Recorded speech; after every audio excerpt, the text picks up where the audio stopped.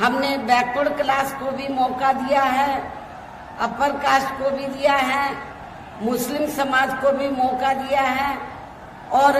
Reserve seat पर दलित वर्ग को भी चुनाव लड़ने का मौका दिया है। इस प्रकार से हमने आपके बनारस मंडल में तो सर्व समाज के लोगों को उचित भागीदारी दी है। हालांकि आज आपकी इकट्ठा हुई अपार भीड़, वह भीड़ के जबरदस्त जोश को भी देखकर अब मुझे भी काफी हद तक ये भरोसा हो गया है कि पिछली बार की तरह इस बार भी आप लोग अपने प्रदेश से यहाँ लोकसभा चुनाव में अपनी पार्टी का बेहतर रिजल्ट जरूर लाएंगे। इसके लिए अब मैं आप लोगों का ध्यान कुछ जरूरी बातों की तरफ दिलाना चाहती हूँ और इस संबंध में विशेषकर मैं कांग्रेस, बीजेपी व इनके अन्य सभी सहयोगी दलों के बारे में ये कहना चाहूंगी कि आजादी के बाद शुरू में केंद्र व देश के काफी राज्यों में भी ज्यादातर सत्ता जहां कांग्रेस पार्टी के हाथों में ही केंद्रित रही है, किंतु इनकी अधिकांश मामलों में रही गलत नीतियों एवं गलत कार्य प्रणाली आदि की वजह से ही फिर इस पार्टी को केंद्र में काफी राज्यों की भी सत्ता से बाहर होना पड़ा है तथा यही स्थिति इनकी सहयोगी पार्टियों की भी बनी रही है। और आप लोगों को वैसे ये मालूम है कि जब आजादी के बाद यानी कि अंग्रेजों के जाने के बाद केंद्र में देश के ज्यादातर राज्यों में कांग्रेस पार्टी सत्ता में आई और केंद्र में जब पहली सरकार बनी थी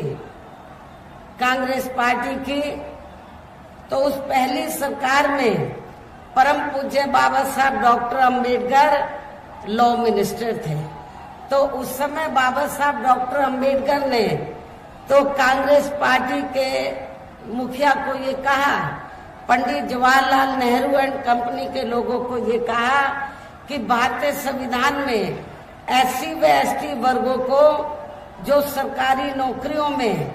जो रिजर्वेशन दिया गया है उसका पूरा लाभ इनको नहीं मिल रहा है, इसका पूरा लाभ मिलना चाहिए। इस मामले में सरकार को सख्त कदम उठाने चाहिए। इतना ही नहीं, बाबा साहब ने ये भी कहा कि भारतीय संविधान में मैंने आर्टिकल 340 की व्यवस्था की है, तो जिसके तहत तो इस देश में एससी व एसटी की तरह तो और भी अति पिछड़े वर्ग के लोग हैं, अति पिछड़े वर्ग के लोग हैं जिनकी सामाजिक, शैक्षणिक और आर्थिक स्थिति एससी व एसटी की तरह दयनीय है। तो बाबा साहब ने उस समय पंडित जवाहरलाल नेहरू को ये कहा कि इनको भी, जो अति पिछड़े वर्ग के लोग हैं, इनको भी आरक्षण की सुविधा मिलनी चाहिए और आपको आर्टिकल 340 के तहत कमीशन बैठाकर इनको रिजर्वेशन देना चाहिए। लेकिन कांग्रेस पार्टी की सरकार ने बाबा साहब डॉक्टर अंबेडकर की बात को नहीं माना, जिससे दुखी होकर, और भी कई कारण थे जिससे दुखी होकर फिर परम पूज्य बाबा साहब डॉक्टर अंबेडकर को लॉ मिनिस्ट्री से इस्तीफा देना पड़ा था। लेकिन आज वही कांग्रेस पार्टी के उनके चेले चाटे क्या कहते हैं कि हम आरक्षण के खिलाफ नहीं हैं, हम संविधान के खिलाफ नहीं हैं, लेकिन इनके पुरखों ने तो संविधान के खिलाफ जाकर काम किया और रिजर्वेशन का पूरा लाभ आप लोगों को नहीं दिया था, ना कोई कमीशन बैठाया था। ये सब किसी से छिपा नहीं है, लेकिन वोट की खातिर आज उनके जो चेले चाटे हैं या उनके अनुयायी हैं, तो आज वोट की खातिर आरक्षण को लेकर बड़ी बड़ी बातें कर रहे हैं। इस मामले में बीजेपी भी कोई पीछे नहीं है, जबकि इन सभी पार्टियों की नियत, सोच जो है वो रिजर्वेशन के खिलाफ है और जिसकी वजह से ही फिर हमें बीएसपी बनाने की जरूरत पड़ी। यदि कांग्रेस पार्टी ने शुरू में अपनी जिम्मेवारी को ईमानदारी निष्ठा से निभाया होता तो हमें बीएसपी बनाने की जरूरत नहीं पड़ती। और इतना ही नहीं, फिर जिसकी वजह से ही फिर पिछले कई वर्षों से बीजेपी व इनके सहयोगी दल केंद्र एवं काफी राज्यों की भी सत्ता में काबिज हो गए हैं, लेकिन इनकी भी ज्यादातर रही जातिवादी, पूंजीवादी, संकीर्ण, सांप्रदायिक व द्वेषपूर्ण नीतियों एवं कार्य प्रणाली आदि से तथा इनकी कथनी व करनी में भी काफी अंतर होने की वजह से अब ऐसा लगता है इस बार ये पार्टी भी यानी कि भारतीय जनता पार्टी भी केंद्र की सत्ता में आसानी से वापस आने वाली नहीं है, बशर्ते यदि ये चुनाव इस बार फ्री एंड फेयर होता है तथा आम चर्चा के मुताबिक वोटिंग मशीनों में भी कोई गड़बड़ी आदि नहीं की जाती है। और वैसे भी इस बार चुनाव में इनकी कोई भी पुरानी एवं नई चल रही नाटकबाजी, जुमलेबाजी व गारंटी आदि काम में आने वाली नहीं है, क्योंकि अब देश की जनता काफी हद तक इस बात को समझ चुकी है कि इनकी पार्टी ने अब तक देश के विशेषकर गरीबों, कमजोर तबकों, मध्यम वर्गीय एवं अन्य मेहनतकश लोगों को जो इन्हें अच्छे दिन दिखाने के असंख्य प्रलोभन भरे वायदे किए हैं तथा अनेकों हवाई व कागजी गारंटी आदि भी दी है, तो उनका जमीनी हकीकत में अभी तक भी इन्होंने लगभग 1/4 हिस्सा भी कार्य पूरा नहीं किया है, बल्कि इसके स्थान पर इनका ज्यादातर समय व ताकत भी यहाँ इनके अपने चहेते रहे बड़े बड़े पूंजीपतियों एवं धन्ना सेठों को ही ज्यादा से ज्यादा मालामाल व धनवान आदि बनाने में तथा इन्हें हर स्तर पर छूट देने में व बचाने में ही लगी रही है, जिनके अधिकांश आर्थिक सहयोग से ही ये पार्टी व अन्य पार्टियां भी अपना संगठन चलाती हैं तथा चुनाव आदि भी लड़ाती हैं, जिसका काफी कुछ खुलासा बॉन्ड की आई रिपोर्ट से भी हो जाता है। और इस संबंध में वैसे आप लोगों को ये मालूम है कि अभी कुछ दिन पहले बॉन्ड के संबंध में तो माननीय सुप्रीम कोर्ट ने जो सख्त कदम उठाया और जब रिपोर्ट का खुलासा हुआ, मीडिया में रिपोर्ट छपी, तो उससे ये स्पष्ट हो गया कि इस देश में कांग्रेस, बीजेपी, अन्य सभी विरोधी पार्टियों ने इस देश के बड़े बड़े पूंजीपतियों व धन्ना सेठों से अपनी पार्टी के संगठन को चलाने व चुनाव आदि लड़ाने के लिए बॉन्ड के जरिए अरबों खरबों रुपया इस देश के बड़े बड़े पूंजीपतियों व धन्ना सेठों से लिया है। लेकिन आप लोगों को ये जानकर खुशी होगी कि बहुजन समाज पार्टी ही देश में एकमात्र ऐसी पार्टी है जिसने एक भी रुपया किसी भी बड़े पूंजीपति व धन्ना सेठ से नहीं लिया है। ये रिपोर्ट में उजागर हुआ है। इसलिए हमारी पार्टी हर साल बीएसपी मेंबरशिप के जरिए जन्मदिन के मौके पर थोड़ा थोड़ा धन इकट्ठा करके चुनाव के मौके पर भी थोड़ा थोड़ा आर्थिक सहयोग लेकर संगठन को चलाती है और चुनाव आदि भी लड़ाती है। इसके साथ ही अब ऐसा लगता है कि कांग्रेस पार्टी की तरह ही बीजेपी ने भी केंद्र की तमाम सरकारी जांच एजेंसियों का ज्यादातर राजनीतिकरण ही कर दिया है। इसके अलावा देश के किसान वर्ग भी वर्तमान बीजेपी की सरकार में शुरू से ही अपनी विभिन्न समस्याओं को लेकर काफी ज्यादा दुखी व परेशान रहे हैं और अभी भी है। जबकि यूपी में 4 बार हमारी पार्टी की रही सरकार ने इनके हितों का भी हर स्तर पर विशेष ध्यान रखा है। हमने अपनी चारों हुकूमतों में किसानों को खेती करने के लिए समय से सस्ते साधन उपलब्ध कराए और उनकी फसल का भी उन्हें उचित दाम दिया है। इतना ही नहीं, बल्कि केंद्र में पूर्व की रही कांग्रेसी सरकार की तरह ही वर्तमान भाजपा सरकार में भी इनकी जातिवादी, हीन, सांप्रदायिक एवं पूंजीवादी सोच व नीतियों के चलते ही पूरे देश में सर्व समाज में से खासकर गरीबों, दलितों, आदिवासियों, पिछड़े वर्गों, मुस्लिम एवं अन्य धार्मिक अल्पसंख्यक समाज के लोगों का भी पूर्ण रूप से विकास व उत्थान आदि नहीं हो सका है। और इस संदर्भ में वैसे आप लोगों को ये मालूम है कि पूरे देश में यहाँ दलितों, आदिवासियों एवं अन्य पिछड़े वर्गों का सरकारी नौकरियों में वर्षों से अधूरा पड़ा आरक्षण का कोटा भी अभी तक पूरा नहीं भरा गया है। विशेषकर एससी व एसटी वर्गों के सरकारी कर्मचारियों का पदोन्नति में आरक्षण भी अब काफी हद तक प्रभावहीन ही बना दिया गया है। और खासकर जब समाजवादी पार्टी यहाँ सत्ता में थी तो उस समय तो इनका पदोन्नति में आरक्षण ही समाजवादी पार्टी की सरकार ने बिल्कुल खत्म कर दिया था। साथ ही केंद्र व राज्यों में भी विरोधी पार्टियों की रही सरकारों ने इन सभी वर्गों को प्राइवेट सेक्टर में आरक्षण दिए जाने की व्यवस्था किए बिना ही इनकी सरकारों के ज्यादातर सरकारी कार्य अब प्राइवेट सेक्टर के जरिए ही इनके बड़े बड़े पूंजीपतियों व धन्ना सेठों आदि को ही दिए जाने के कारण अब इनको पूरे देश में आरक्षण का बहुत कम ही लाभ मिल पा रहा है। इसी प्रकार इनका अन्य और मामलों में भी शोषण व उत्पीड़न आदि होना अभी तक भी बंद नहीं हुआ है। इनके साथ साथ मुस्लिम व अन्य धार्मिक अल्पसंख्यक समाज के लोगों की भी हालत हर स्तर पर यहाँ काफी ज्यादा खराब व दयनीय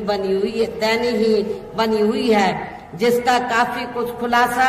सच्चर कमेटी की रिपोर्ट में भी किया गया है। इतना ही नहीं बल्कि पिछले कुछ वर्षों से केंद्र व अधिकांश राज्यों में भी बीजेपी व आरएसएस की सरकारों के चलते हुए अब इनका विकास में उत्थान आदि होना भी काफी हद तक बंदशाही हो गया है। आए दिन इन पर खासकर हिंदुत्व की आड़ में हो रही जुल्म जाति भी यह काफी ज्यादा चरम सीमा पर पहुंच चुकी है। इनके साथ साथ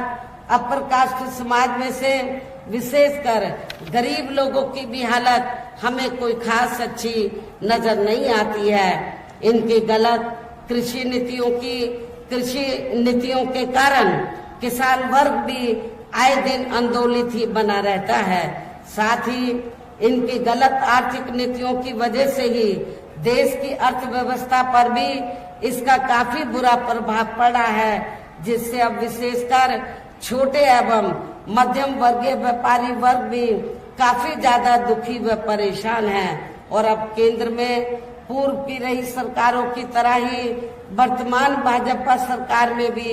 यहाँ पूरे देश में गरीबी, बेरोजगारी एवं महंगाई आदि भी लगातार काफी ज्यादा बढ़ रही है। देश में हर स्तर पर फैला भ्रष्टाचार भी अभी खत्म नहीं हुआ है। ऐसे में अब आप लोगों को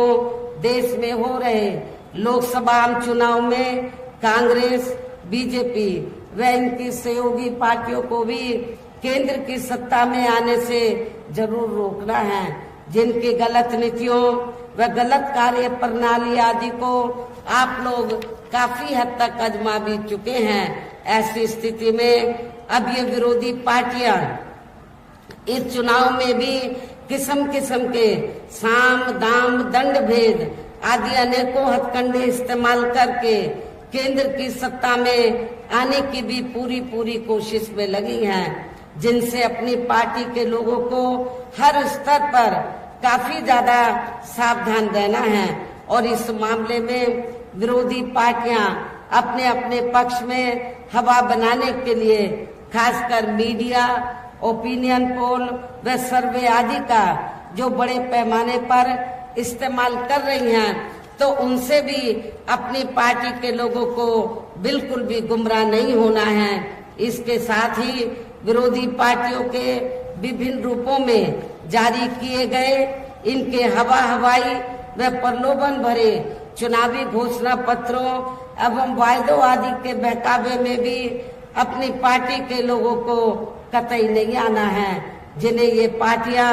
चुनाव खत्म होने के बाद ज्यादातर अमल में नहीं लाती हैं और अब जिन पर से देश की जनता का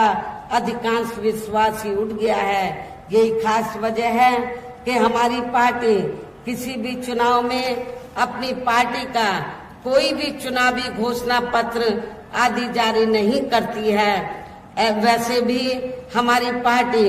किसी भी मामले में कहने में बहुत कम बल्कि कार्य करके दिखाने में ही ज्यादा विश्वास रखती है और इस बात का सबसे बड़ा सबूत ये है कि उत्तर प्रदेश में 4 बार हमारी पार्टी के नेतृत्व में रही सरकार ने चुनाव में अपनी पार्टी के बिना कोई जारी किए गए चुनावी घोषणा पत्र के ही प्रदेश व आम जनहित में काफी कुछ ऐतिहासिक कार्य किए हैं, जिनकी अब देश में अधिकांश पार्टियों की सरकारें काफी नकल भी कर रही हैं। जबकि इस मामले में हमारी पार्टी का ये कहना है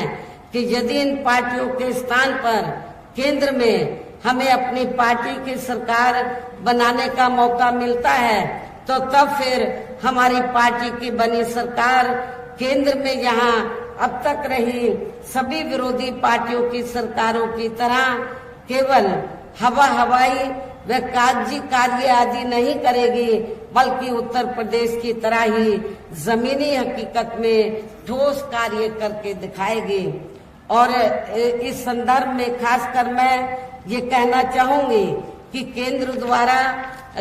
द्वारा देश में पिछले कुछ समय से अति गरीब परिवारों को अस्थायी तौर पर फ्री में जो थोड़ी सी खाद्य सामग्री दी जा रही है, राशन आदि दिया जा रहा है, तो उससे इनका स्थायी तौर पर भला होने वाला नहीं है। और वैसे भी इनकी ये जटिल समस्या देश में हर हाथ को काम देने से ही केवल दूर हो सकती है, जिसकी तरफ हमारी पार्टी की बनी केंद्र की सरकार जरूर विशेष ध्यान देगी। लेकिन इस संबंध में मैं आपको सावधान भी करना चाहती हूँ कि आप लोगों को जो थोड़ा सा पिछले कुछ समय से फ्री में जो राशन दिया जा रहा है, तो ये कोई बीजेपी की देन नहीं है, आरएसएस की देन नहीं है, बल्कि आप लोग जो देश की जनता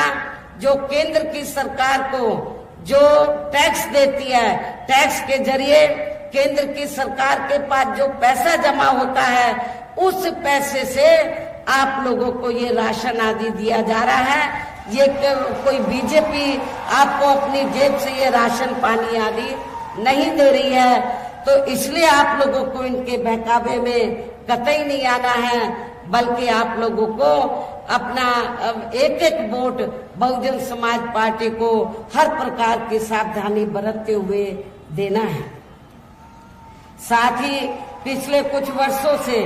आए दिन बढ़ रही गरीबी, बेरोजगारी व महंगाई आदि से भी जनता